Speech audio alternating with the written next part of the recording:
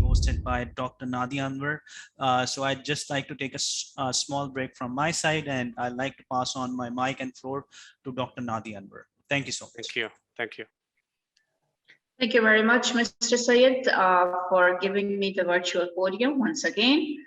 Ladies and gentlemen and friends, we are here again with another session, and we have some wonderful sessions lined up for you. And my first speaker is Mr. Julian Taylor. May I just request Mr. Julian Taylor to switch on his video so that we can. All right, so that's wonderful. So how are you doing, Mr. Julian? I'm doing very well, thank you.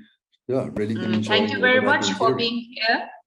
And I must say that yesterday when I listened to your presentation, when you were introducing LabXchange,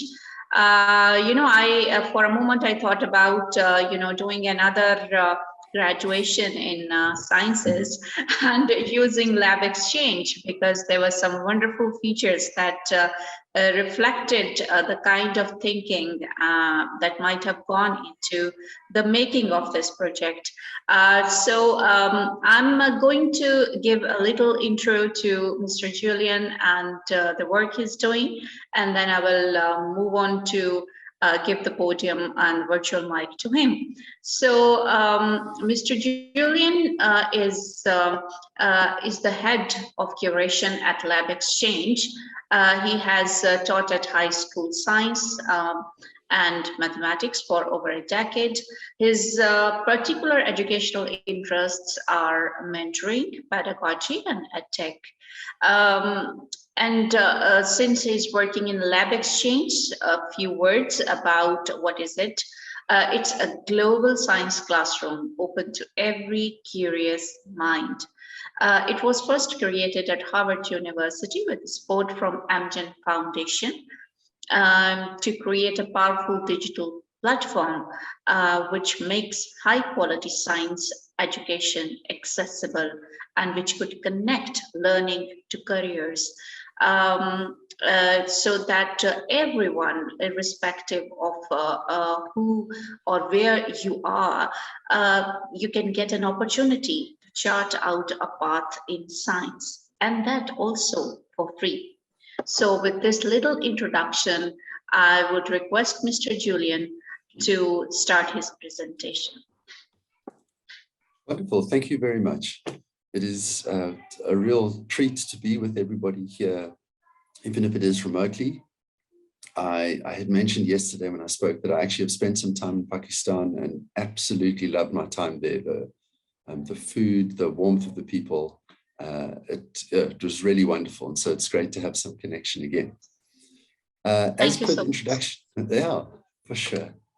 Thank you. As per the introduction, I manage the content curation on LabXchange, and as I take you through the tour, I think you'll hopefully start to understand a little bit more of what that role particularly entails. All right, the agenda for my presentation today is as follows. Just we've done our brief introductions. I would like to talk about why LabXchange came about, like what was the thinking behind our platform and what are the problems that we are trying to address. The bulk of my time will be spent giving you a tour of the LabXchange platform itself. And finally, we'll finish up with some questions and answers if anybody has anything that they would like to know more about, and some next steps for if you like what you've heard, how would you take that further? So our goals that we've got are, firstly, I would hope that you can understand what LabXchange is and what it offers to you as either somebody who is a student or an educator or just a curious mind. We want to explain how LabXchange can impact students and teachers, and then also put you in the direction of some resources that you may find helpful. So I do just think it's important to say up front is that there will be quite a lot of information coming your way, and an irony of a presentation like this, and that's an educational platform, is we've really built around the idea of engagement, that people learn best when they actually manage to be doing something themselves. So there's a certain irony that due to time constraints, we won't have opportunities for you watching to get involved, but all of the information will be available afterwards, and I'll point you in that direction. So the thinking behind LabXchange, like what is LabXchange?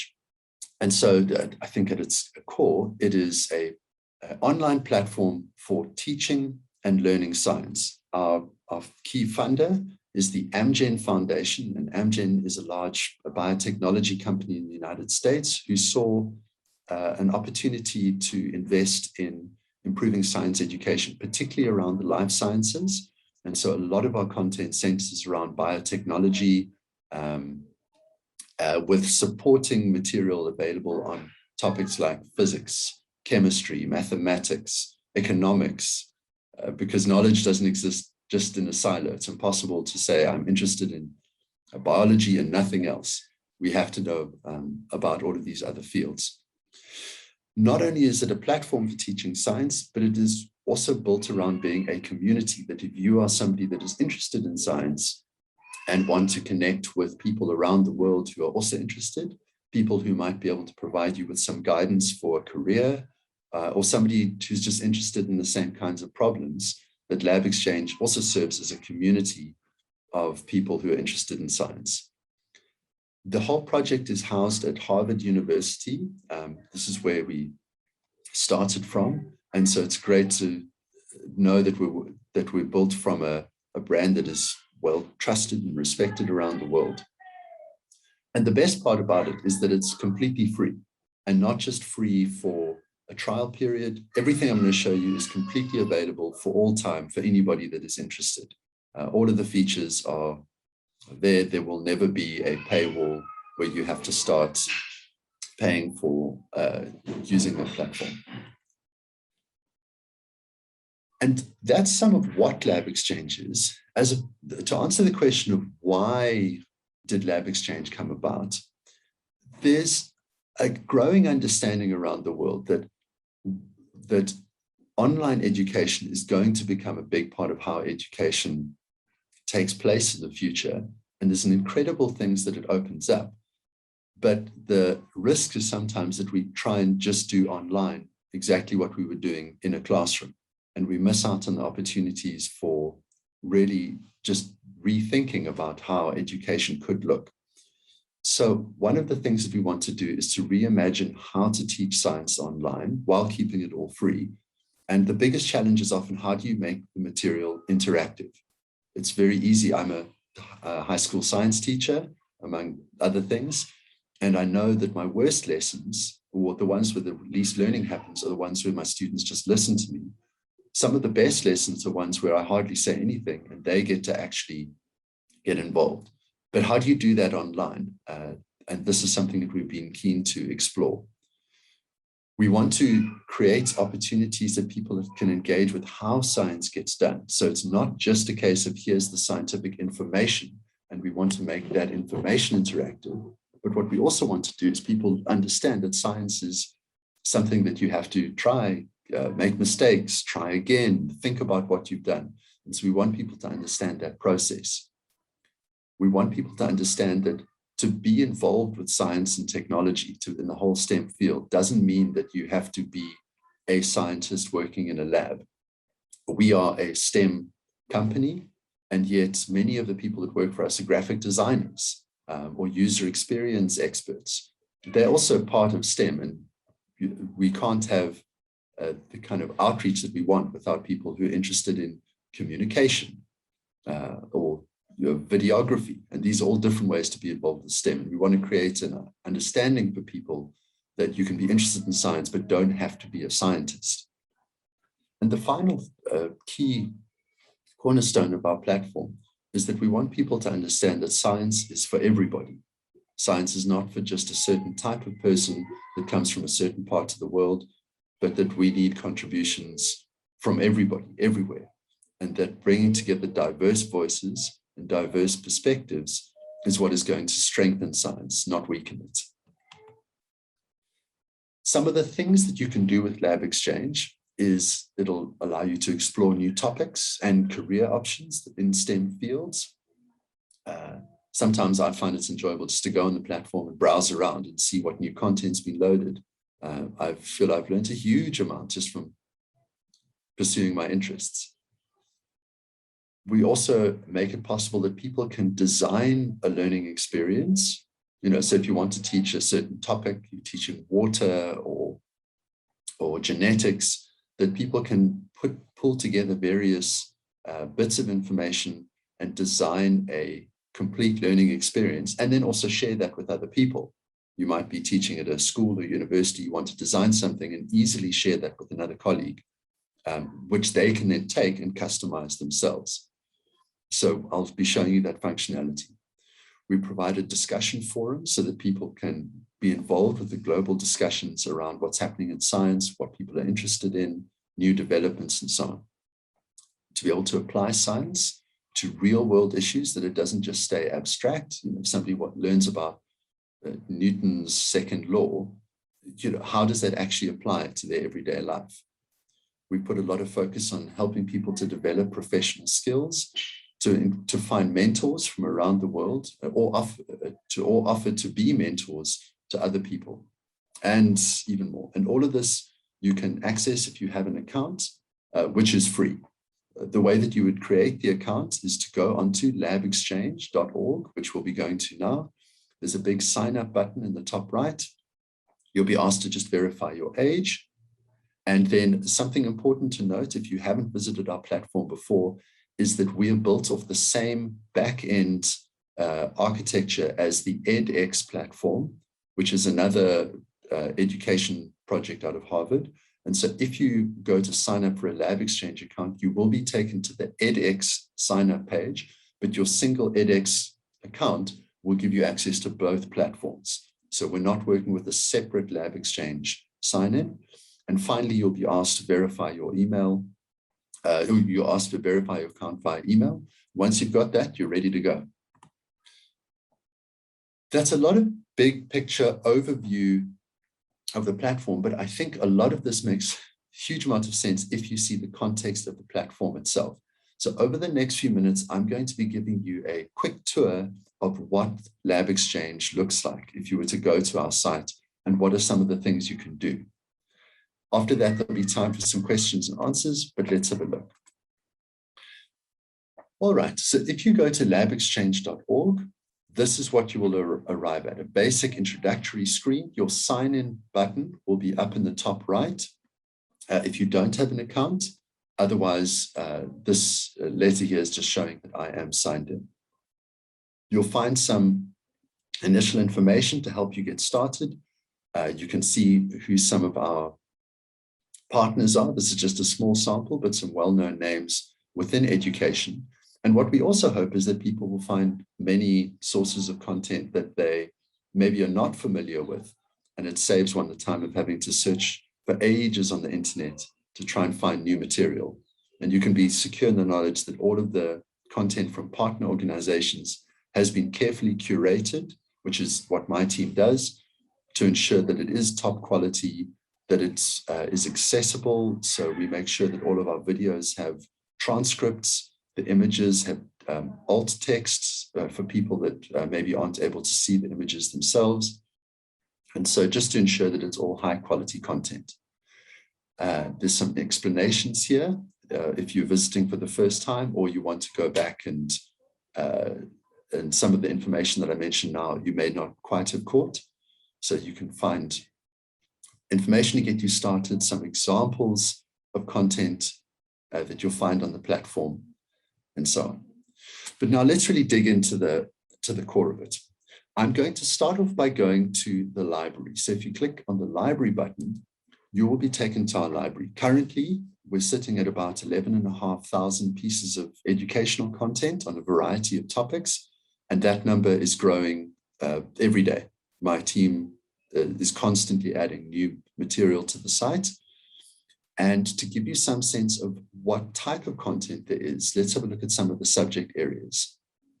In terms of the terminology, we will refer to an individual piece of learning content as a learning asset.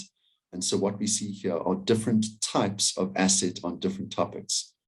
So the bulk of our content is in the biological sciences. And if you click on this arrow here, you will see a further breakdown. So if you were interested, say, in evolution, and you wanted to find more information about that, by filtering by evolution, you're now only seeing material that is related to evolution. And you will see that there are textbooks, there are videos, pathways. I'll explain just now what they are. You'll find text, you'll find images, and so on. So that's the biological sciences. You will also find content on the health sciences. So things like diseases, anatomy, medical research, epidemiology, and so on. There's a lot of content on physics, because a lot of what happens in biology relies on some core physics at its heart, as well as chemistry. There's content on science and society, so pieces on scientific communication, ideas in bioethics, things like if we can clone new or animals that have gone extinct, should we be doing that? Should we clone people? What are some of the ethics around biology and some of the history of science? Global health systems, for example, how is climate change impacting on global health? For those of you that are involved with teaching science, there's a lot of material on the scientific method. So if you look under scientific process, how to analyze data, how to design experiments, lab safety and etiquette, ethics within a lab. There's content for professional development. And these numbers that you're seeing next to the content area are just the number of assets within that topic. We have material on economics, preparing for college and university, preparing for graduate school for people who are going to further studies, and online learning, very important topic at the moment. So those are some of the subject areas that you will find content in. What I also want to talk about is just the different types of content. So we have a lot of text assets. These would be things like an article or a page from a textbook, your typical way that most information is often delivered in the classroom. We also have a huge selection of videos from a variety of collaborators. So some of the material is built in-house by LabXchange and our team of subject matter experts and designers. A lot of our content is actually from partner organizations who believe in our vision and have made their content available for free on our site. Images might be pictures, it might be things like an infographic, and so on. Questions are really the first time we're seeing content that's trying to make things interactive. And so questions here might be a true or false, or a multiple choice, or a fill in the blank, those kinds of questions, and they can be strung together into another asset type called a question set, which is just a collection of questions. I'd like to show you a few of the content types that we spend a lot of time in-house developing. And so an example would be these interactive content types. So here's one on the applications of PCR. And so if you start this interactive, this is a type of content that we call in-house scrollable. And you'll see that what happens is I'm going to scroll down on the right-hand side. And so this is another way of keeping the material interactive. So as I scroll, you can see explanations appearing. But let's say I'm further down and I suddenly realize I've missed a step. Then as a student, I'm able to go back, make sure that I've understood fully the information that was being described before moving on. So this is just one way of making sure that students are having to interact with the material as opposed to just being able to sit back while a video plays and switch off. You have to be actively involved here. So that's an example of a scrollable, and we have a huge collection of those on a variety of topics, many of them around biology and biotechnology in particular. So those are interactive content types. I will come back and speak about pathways at the end. Another type of content that is hugely popular and really a very exciting area is this area of simulations. And so what we have are simulations are ways of students being able to interact in a virtual biology lab with access to the full range of equipment that they may need, but also without being forced to take a certain series of steps and you're getting told, no, you can't do that, you can't do that, which is far more like what's happening in an actual lab. So these different simulation levels just determine the level of hints that a student might be seeing. But let's have a look at this one. This is how to purify a protein by column chromatography. The students are provided with a context. So in the simulation, you will purify a protein expressed in E. coli cells. There's some background knowledge. What do you need to know? What you will be doing in the simulation, and some more information, safety considerations. If I go on to the next section, I'm told the reagents and equipment that I'll be using. So if I click on any of these reagents, I will get information about that piece of equipment. I may never have seen something like a microcentrifuge before, and I just want to find some more information. I then get asked to make a prediction about what I'm going to see, and we will then compare that at the end of the simulation to what I actually got. There's the protocol, and now the lab bench is mine. I can click on things, I can move pipettes around, I get some hints if I'm completely off track, but there's no limits on what I can do. So if a student isn't following the protocol, they aren't doing what they're supposed to, then their results will reflect that at the end, but they won't be stopped from proceeding. As a science teacher who spends a lot of time trying to do experiments in class, I know one of the big challenges is sometimes it's the end of the lesson and somebody hasn't finished. What's great here is that students are able to then go back, try again. They don't have to be in my class, as well as I don't have to worry about them wasting expensive equipment or breaking something. They can just keep coming back again and again. And a final point on this, my school that I teach at is fairly well resourced, but I know that we definitely don't have equipment like this. So our simulations are another type of content that we're really proud of.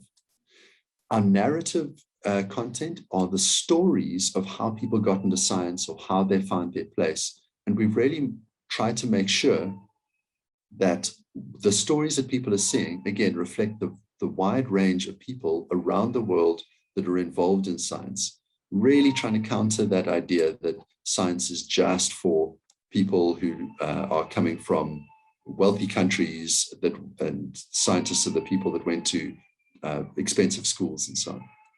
Documents are another asset type that are typically things like PDFs. You'll find a lot of lesson plans there, worksheets, and so on. A teaching guide are examples of lessons that somebody may want to carry out with the class. This takes a little while to load, so while that's loading, I'm just going to open another window. Question sets I've spoken about.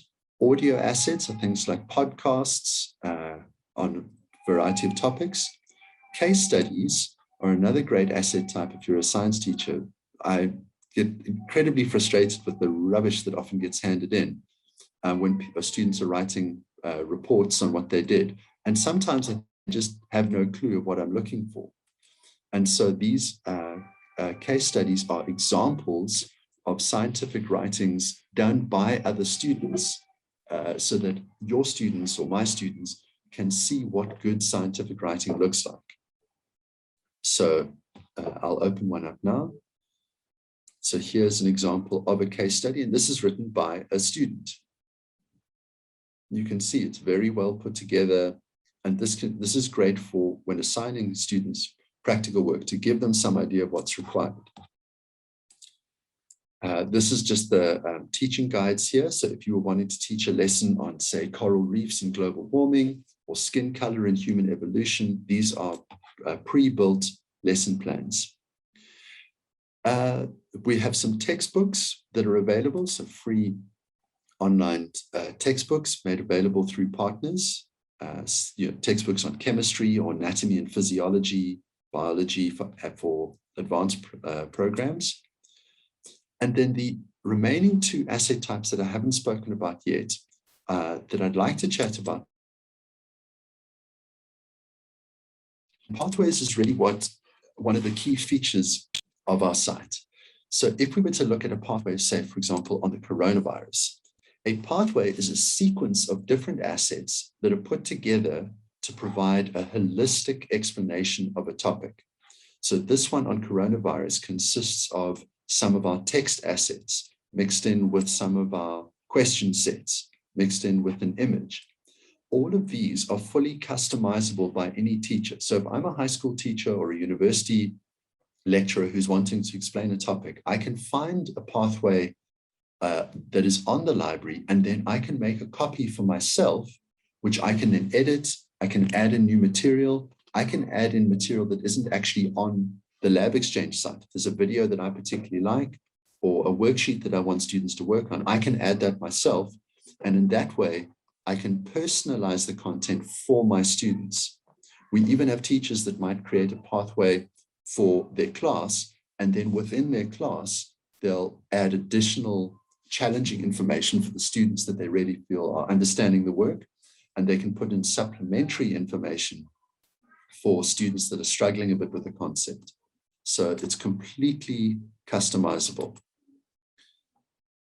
And then finally, the other content type that we have here are clusters, and clusters are a collection of pathways that speak to a specific topic. So for example, let's look at this one here on Introduction to Chemistry. What you have here are some core topics in chemistry that students may encounter. And if I click on any of these, so for example, chemical bonding, you will find pathways that have been pre-built on that topic that teachers can then take and adjust and put in additional information that they like, or remove things to help their students understand that topic. So that is the tour of the library, and that is available to everybody. Anybody can access that. There are two other sections that I want to speak about, and I'll go through those a little bit more quickly. The first is your dashboard. If you have an account, then you will have a dashboard created. And within your dashboard, you can add new content yourself. So for example, I can create questions, I can bring in some audio, I can build a new pathway, I can create a teaching guide, and so on. And any content that I've created will be located here. If I'm a teacher, I can also look at classes that I teach. And this is a way of being able to distribute work to a group of students. I can create a new class, and I'll be asked, what's the class's name? What's the topic that this class deals with? I can add co-teachers if I'd like another teacher to have access to this class. I can add a cover image. I can set the number of students.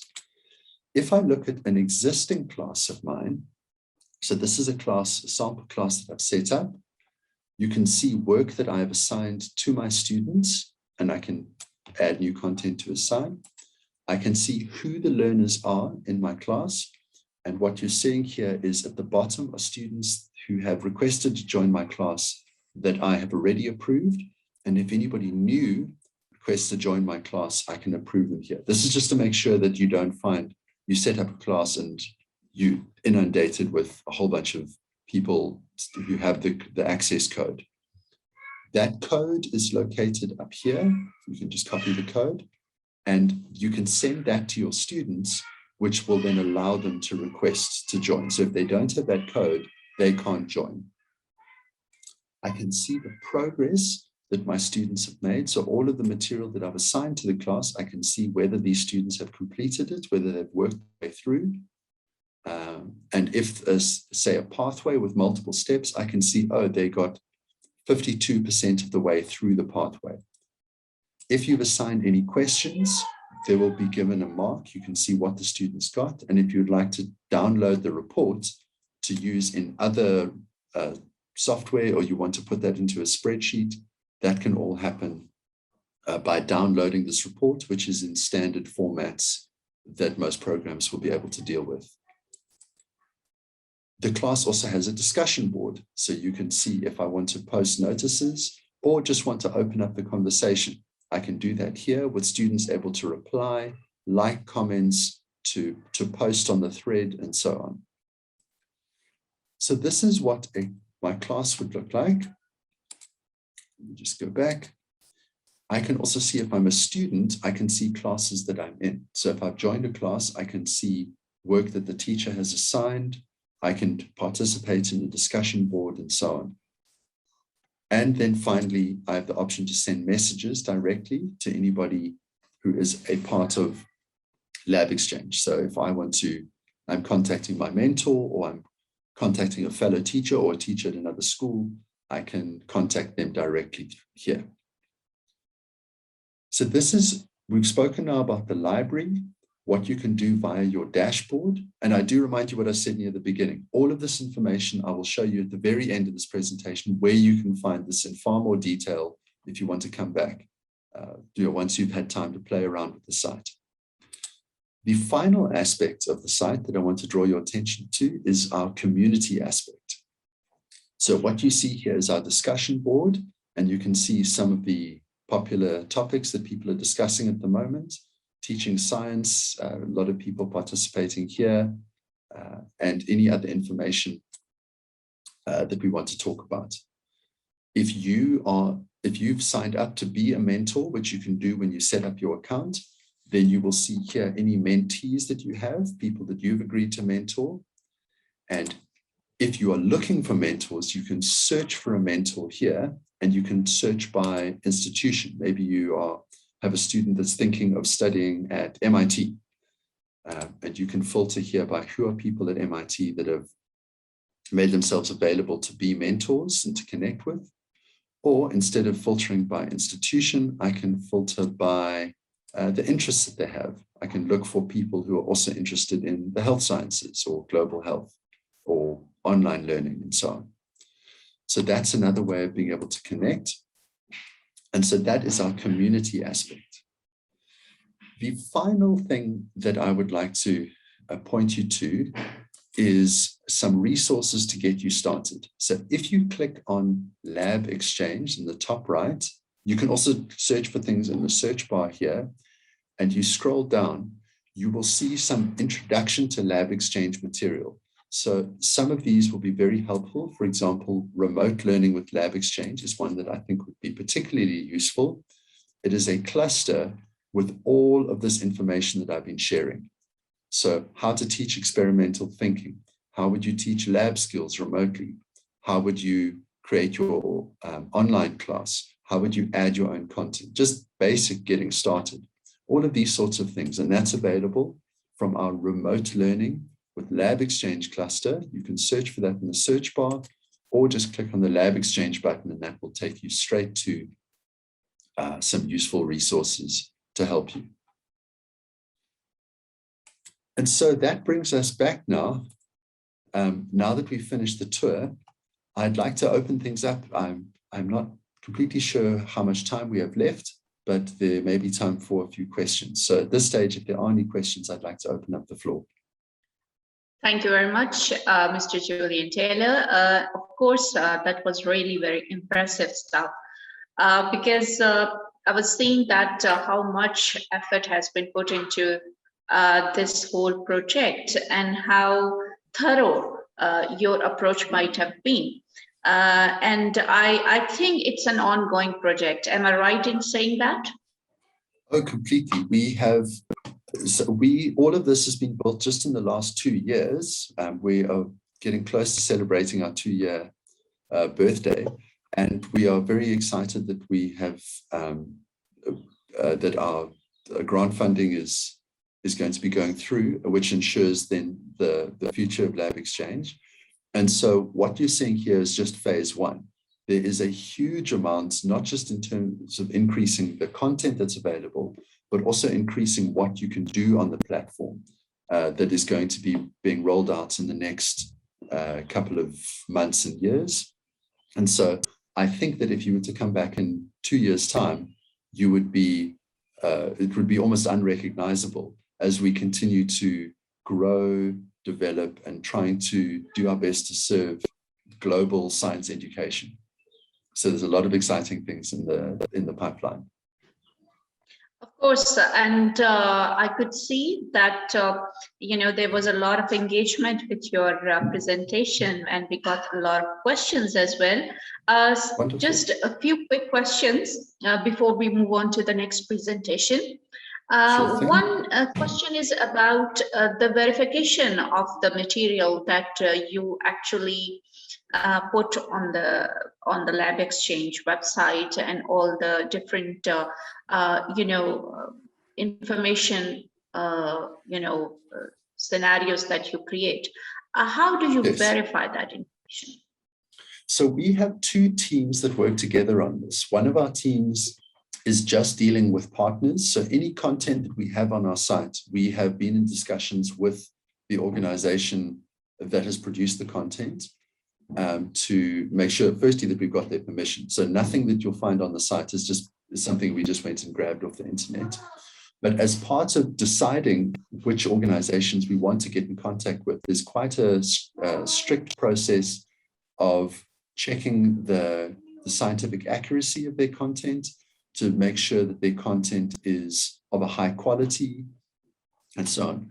And so that's just verifying that the content should appear on our platform.